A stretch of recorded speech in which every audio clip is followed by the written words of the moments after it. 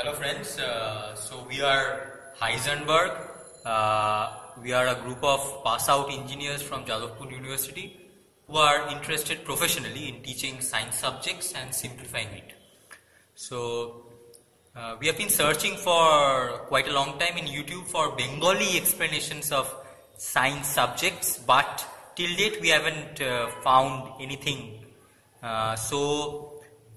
Since we are a coaching center in making, so we thought it to be important to explain these fundamental science subjects in our mother tongue, which is Bengali. So in the upcoming videos, we will be explaining science, both elementary and advanced level science in Bengali, but we also hope that students from other language backgrounds can also connect. Thank you.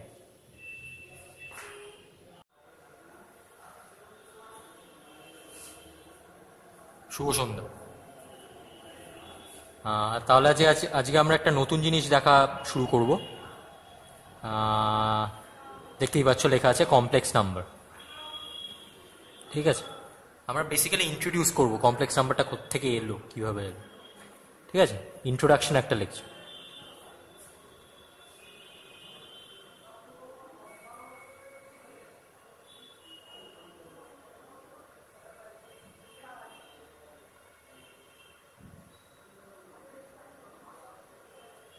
আচ্ছা, তো তোমরা নিশ্চয়ই এতদিনে এই নাম্বারগুলোর সঙ্গে খুবই পরিচিত।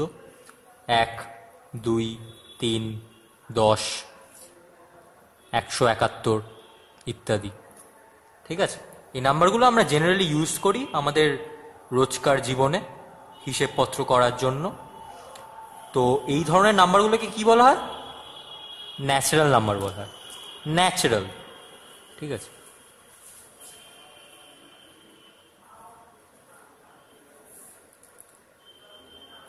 ঠিক আছে। এবার ছোটবেলা থেকেই তোমরা অ্যালজেব্রা বলে নামক সাবজেক্টটার কথা শিখেছো। সেই সাবজেক্টটা আমাদের কি করতে শেখায়? কিছু ইকুয়েশন সলভ করতে শেখায়। তো ছোটবেলা থেকেই we were dumped with equations to solve.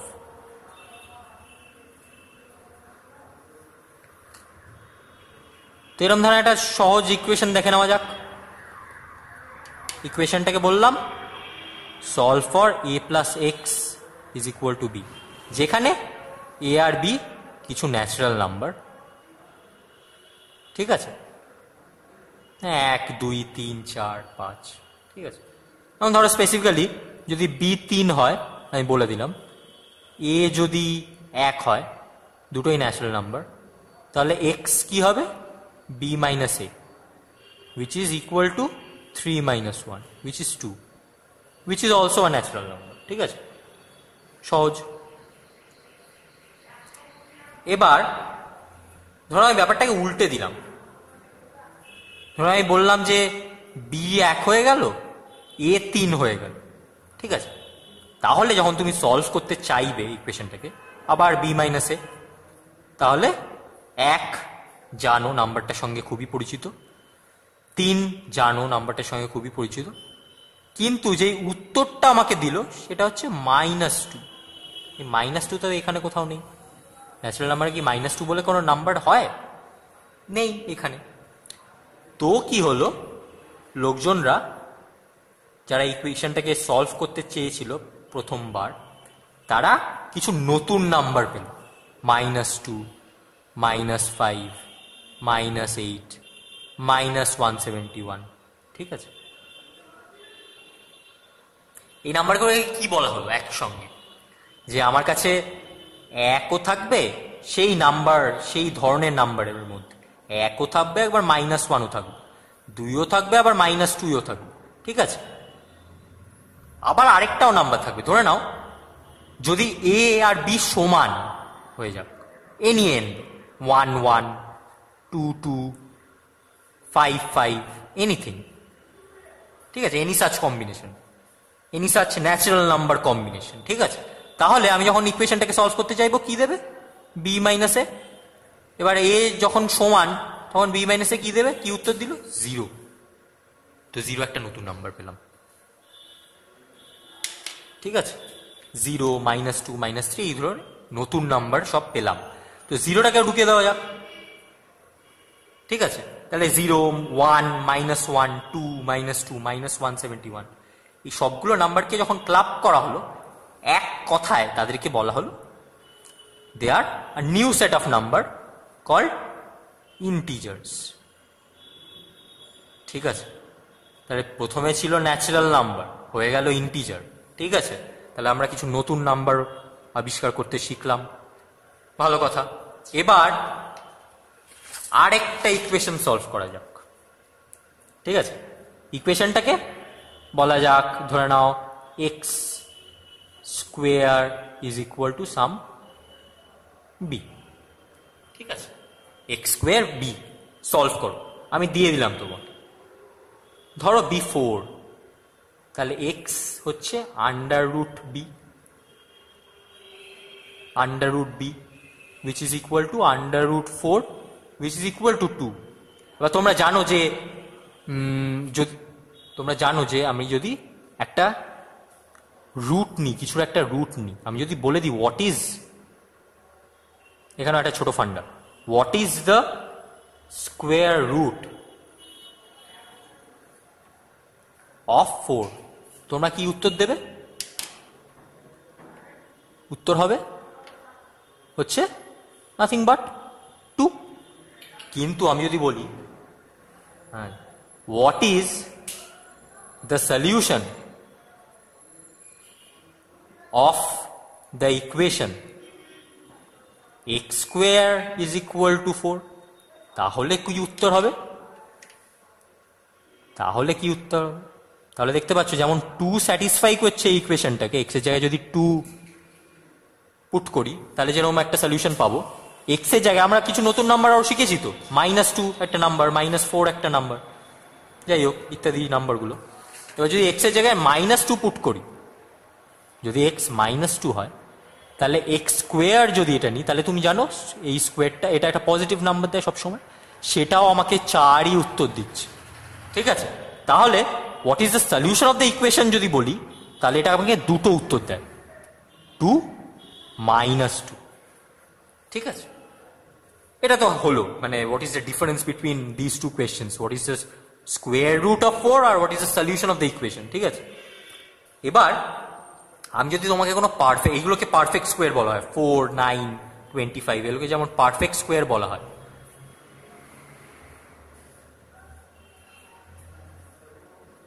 এবার আমি যদি পারফেক্ট স্কোয়ার, আমাদের ইন্টিজার সেটে আরো তো কিছু নাম্বার আছে, তাই তো, আরো কিছু নাম্বার আছে, ধরো নাও 13 একটা নাম্বার। ঠিক আছে, আমি যদি x square is equal two 13 করি, তাহলে আমি যদি এর রুট ফাইন্ড করি √13, তাহলে কি উত্তর দেবে? তাহলে এখানে তো আমি কোনো ইন্টিজার পাবো না, কারণ 13 is not a perfect square, integer পাবো না।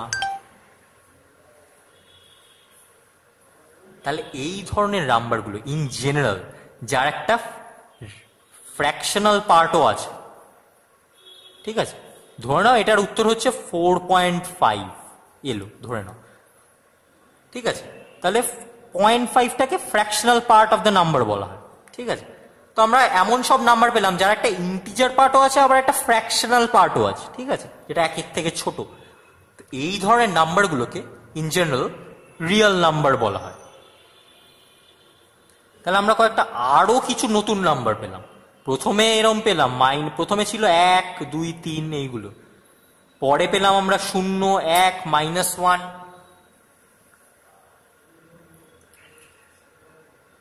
এই ধরনের। তো তারপর আবার যখন এই ইকুয়েশনটা আবার সলভ করতে চাইলাম, তখন আরো কিছু নতুন নাম্বার পেলাম। ঠিক আছে, যেমন 4.5, 3.2 ইত্যাদি। ঠিক আছে, তাহলে এইগুলোকে বলা হয় তো ন্যাচারাল নাম্বার, n দিয়ে রিপ্রেজেন্ট করলাম। এইগুলোকে কি বলা হয়? ইন্টিজার দেখলাম, ইন্টিজার নতুন একটা নাম্বার সেট। এইগুলোকে কি বললাম? রিয়েল নাম্বার বললাম।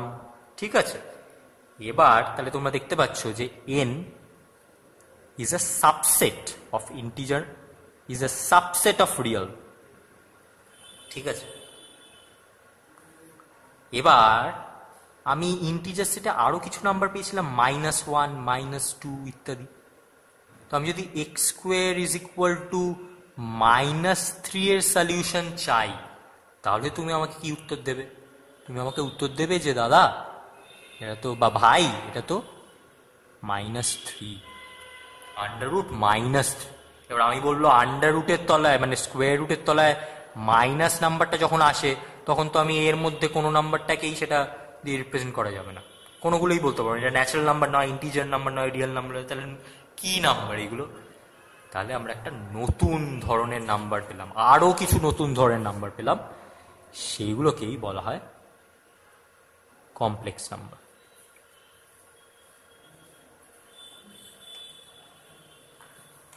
ঠিক আছে, আমার এক্স যদি -3 আন্ডার রুট -3 হয়, তাহলে এই মাইনাসটা আলাদা করলাম, -√1,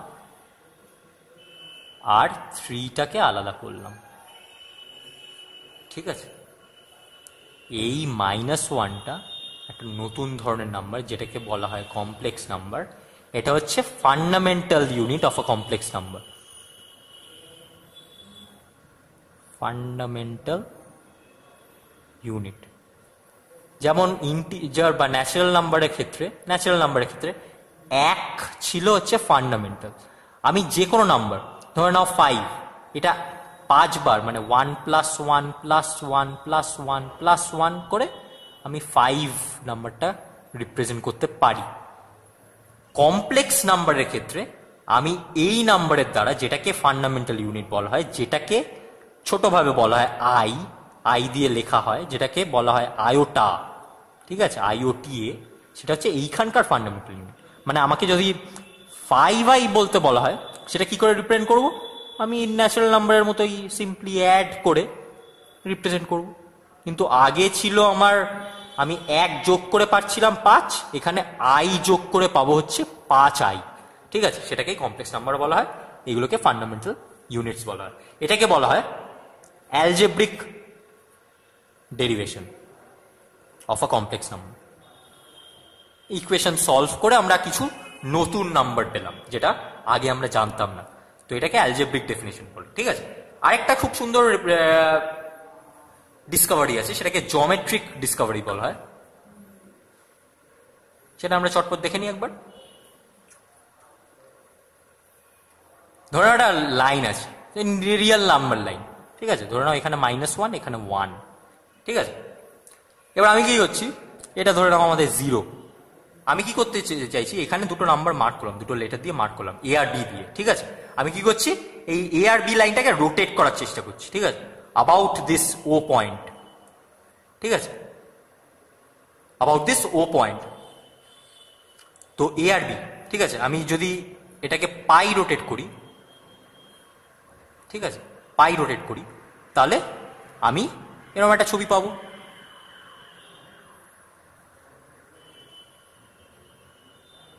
A আগে ছিল হচ্ছে -1, B আগে ছিল হচ্ছে 1, এখন B হয়ে গেল -1, A হয়ে গেল 1, just by rotation, 180 degree rotation আর পাই রোটেশন যেটা বলা হয়।